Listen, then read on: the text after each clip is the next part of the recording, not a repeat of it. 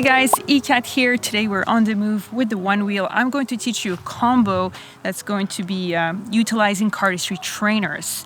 You'll see that Cardistry Trainers are not necessarily when you're practicing cardistry. The moves I'm going to show you are just as difficult with the trainers as they are with a regular deck of cards. But I thought it would be nice to diversify. Let's get started. This is how you're starting. You're going to go ahead here.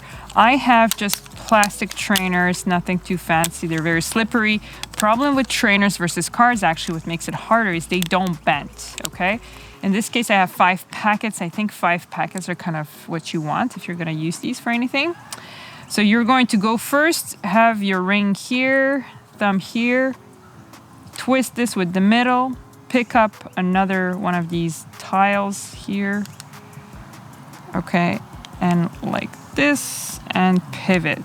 I'm gonna show you slow motion afterwards, but that's the first move, and that's the Casey cut. And it combos really well with the second move that, I don't know, it's just something I'm fiddling with. So from here, like this, you're picking things up. It's pretty self-explanatory. I'm gonna show you one more time. Like this, like that, and like this. This, if you're going to do this with a regular deck of cards, is not changing the order of the deck, therefore a false cut. But with Cardistry Trainers, it just looks nice. All right, so that's the first one. Then you want to transition the first one, which you've done here, with the second one, and you see how you end up in the perfect position where you're gripping with your thumb and middle, and you're able to use your thumb here and start to pivot this one. And as you pivot, you're going to go into a revolution cut. All right, that wasn't exactly how it goes. And the revolution cut, I separated 2 tiles and 2 tiles.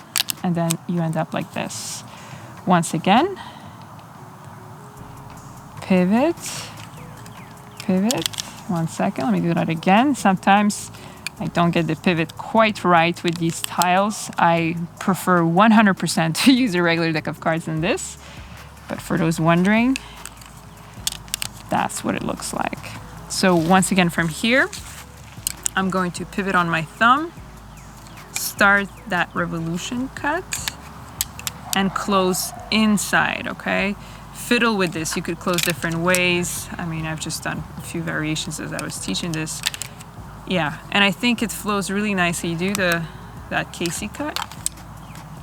You end up here, exactly where you need to place your fingers. Good thing with this is if it falls on the floor, it doesn't get dirty. Well, it does get dirty, but you can wash it. You can't do that with a deck of cards. All right, one more time. You got this. This is just with a Charlier cut, or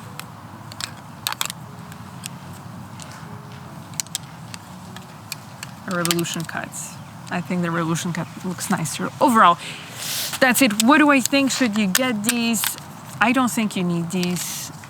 But if you're in the forest or in a deserted island or there's a lot of moisture and you want to practice moves like the combo that I showed you, then your cards, if it's regular paper, will get warped and you won't be able to do that. So there is a place for this in your life, but if you're not in any extreme condition, there's nothing better than a deck of cards. That's it. That's my outro. I'm going back home.